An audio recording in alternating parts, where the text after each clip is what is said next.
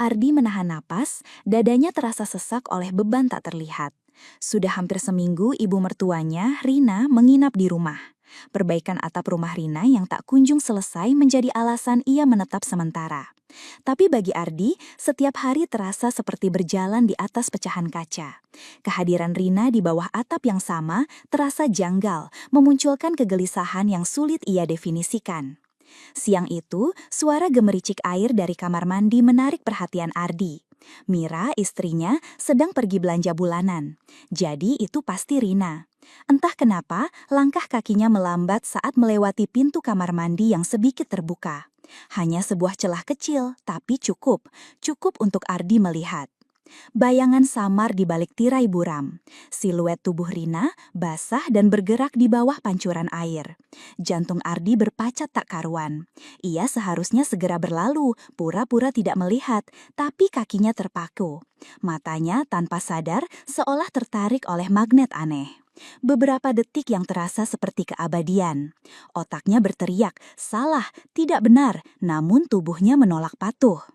Ardi tersentak, seperti tersiram air dingin.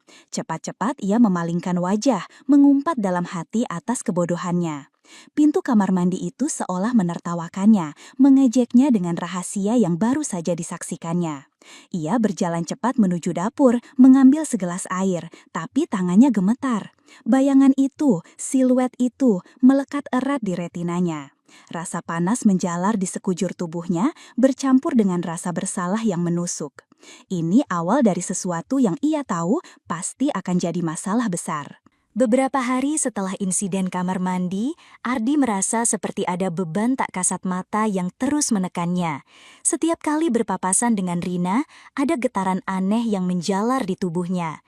Rina sendiri, entah hanya perasaannya atau memang begitu, terlihat sering meliriknya. Tatapan itu terkadang penuh tanya, terkadang seperti menelisik, membuat Ardi makin gelisah. Ia berusaha menghindari kontak mata, sibuk dengan ponsel atau berpura-pura mencari sesuatu. Sore itu suasana rumah agak lengang. Mira sedang keluar bersama teman-temannya.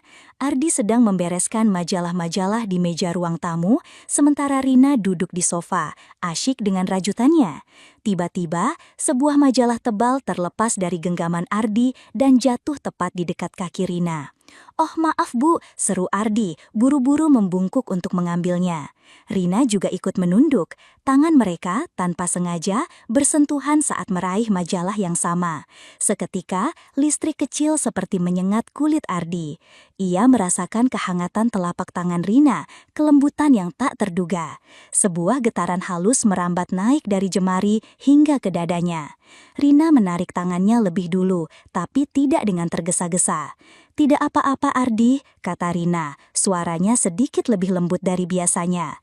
Ia mendongak, menatap Ardi dengan sorot mata yang sulit diartikan. Ada kepedulian di sana, tapi juga sesuatu yang lain. "Kamu terlihat lelah sekali akhir-akhir ini. Ada apa?" Ardi berusaha mengendalikan nafasnya yang mendadak memburu. Ia memalingkan wajah sejenak, menghindari tatapan Rina, lalu kembali menatapnya.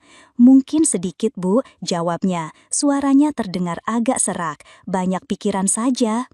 "Pikiran apa?" Rina bertanya lagi. Kini ada senyum tipis di bibirnya. Senyum yang membuat Ardi makin tak keruan.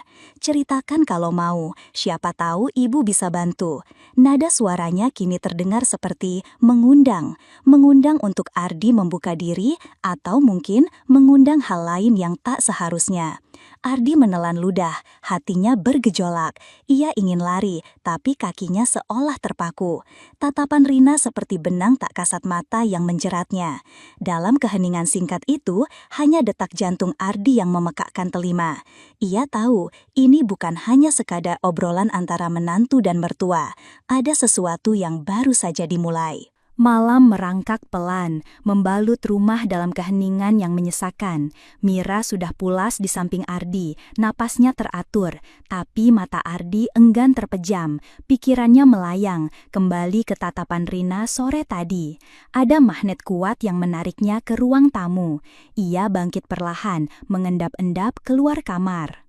Cahaya remang dari televisi menjadi satu-satunya penerang di ruang tamu. Di sofa, Rina duduk bersandar, fokus pada layar di depannya. Ia mengenakan baju tidur satin tipis yang samar-samar mengikuti lekuk tubuhnya. Pakaian itu, yang dulunya terasa biasa, kini tampak berbeda di mata Ardi, terlalu terbuka. Atau mungkin hanya matanya yang melihat dengan cara yang berbeda. "Belum tidur, Bu," suara Ardi memecah keheningan. Ia mencoba terdengar biasa, tapi ada getaran halus dalam ucapannya. Rina menoleh, terkejut sesaat, lalu tersenyum tipis. "Belum mengantuk, Ardi? Kamu sendiri?" Ardi melangkah mendekat, duduk di sofa seberang. "Saya terbangun, udara panas sekali rasanya." Ia berbohong, tentu saja. Panas ini bukan karena udara, tapi karena sesuatu yang lain. Ia menatap Rina, kali ini lebih berani.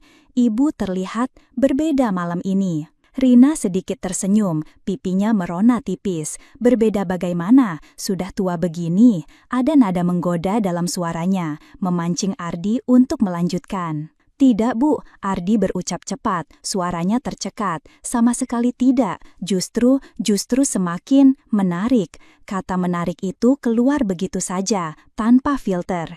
Ia melihat mata Rina sedikit melebar, terkejut, namun ada kilatan lain di sana, kilatan penerimaan, atau mungkin keingintahuan. Jeda, keheningan tiba-tiba terasa berat, diisi oleh detak jantung Ardi yang menggebu. "Ardi," Rina memanggil namanya pelan, ada desahan samar. Ia mencondongkan tubuhnya sedikit ke depan. "Kamu kenapa?" Ardi menatap mata Rina dalam-dalam. Kejujuran, seburuk apapun itu, terasa seperti satu-satunya jalan keluar dari ketegangan ini. Saya tidak bisa berhenti memikirkan ibu." Ia mengambil napas dalam-dalam. Sejak waktu itu, saat ibu mandi, saya tidak sengaja melihat." Wajah Rina memerah. Ia tidak menyangkal, hanya menatap Ardi dengan campuran malu dan sesuatu yang lain yang tak terdefinisi. Tangannya yang semula memegang rajutan, kini tergeletak kaku di pangkuan. "Saya tahu ini salah," lanjut Ardi, suaranya serak. "Tapi bayangan itu tidak bisa hilang. Dan sekarang, setelah melihat ibu, begini."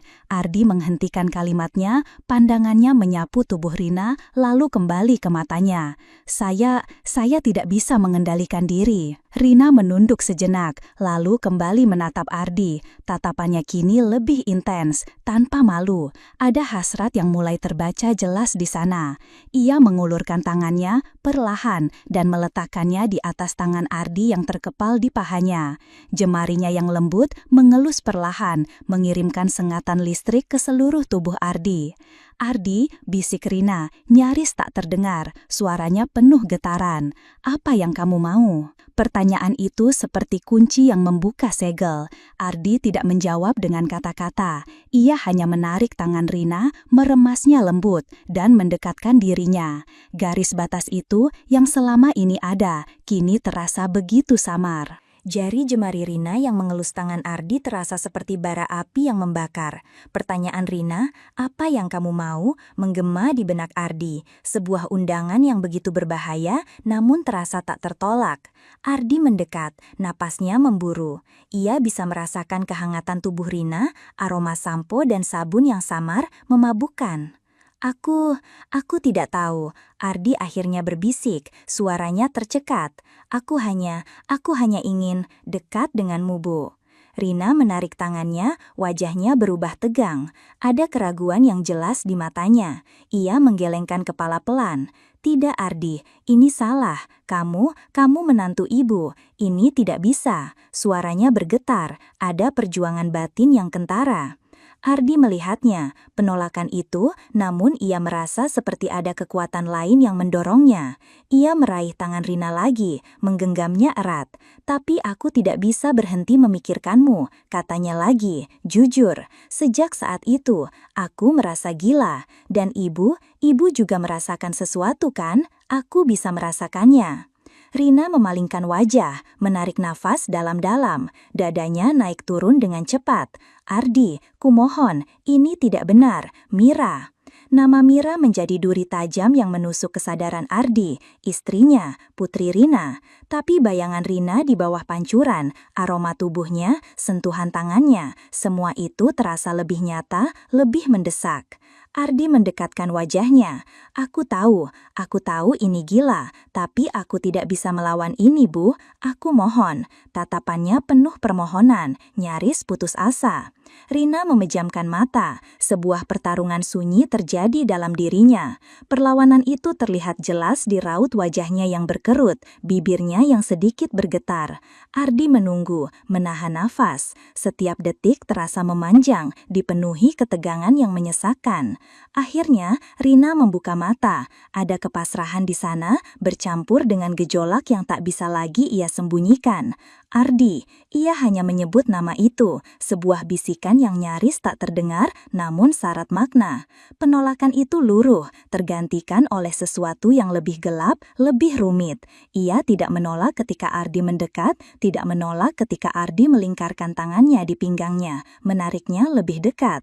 Keheningan yang tercipta di antara mereka bukanlah keheningan biasa, melainkan heningnya sebuah janji terlarang yang baru saja disepakati. Pagi menyapa dengan sinarnya yang seolah menelanjangi segalanya. Ardi terbangun di kamarnya sendiri, di samping Mira yang masih terlelap. Namun, yang terbayang di benaknya bukanlah wajah istrinya, melainkan Rina. Semalam terasa seperti mimpi buruk sekaligus fantasi yang membius. Rasa bersalah menghantam, menusuk-nusuk, tapi di baliknya ada sensasi lain yang menakutkan, keinginan untuk mengulang. Di meja makan, sarapan terasa canggung. Mira, seperti biasa, ceria dan banyak bicara. "Kalian berdua kenapa sih?" tanyanya, sambil mengoleskan selai pada rotinya. "Kok pada diam? Tumben." Matanya menyipit, menatap bergantian antara Ardi dan Rina. Ada nada curiga samar di suaranya. Ardi buru-buru meneguk air putih. "Tidak ada apa-apa sayang, hanya sedikit pusing, mungkin kurang tidur." Ia mencoba tersenyum meyakinkan, tapi senyum itu terasa kaku, seperti topeng. Rina ikut menimpali, suaranya sedikit lebih tinggi dari biasanya. "Iya Mira, Ardi sepertinya memang kurang tidur, Ibi juga kok agak pegel-pegel." Rina melirik Ardi, sesaat pandangan mereka bertemu. Di mata Rina, Ardi menangkap campuran rasa bersalah, kewaspadaan, dan sesuatu yang lain. Sebuah kilatan yang begitu singkat, namun cukup jelas bagi Ardi, godaan.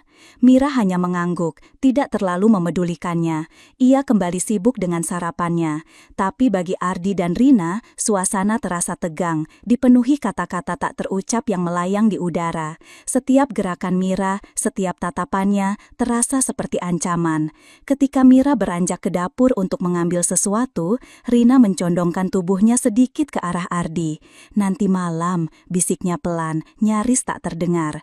Suaranya menggoda, diiringi senyum tipis yang penuh arti. Ardi hanya bisa menelan ludah. Ia tidak menjawab dengan kata-kata, hanya mengangguk pelan. Tatapannya kosong, terpaku pada piring di depannya, namun pikirannya melayang jauh. Kata-kata Rina, "nanti malam," seperti mantra yang menjeratnya. Ia merasa terperangkap dalam jaring yang ia sendiri ikut anyam.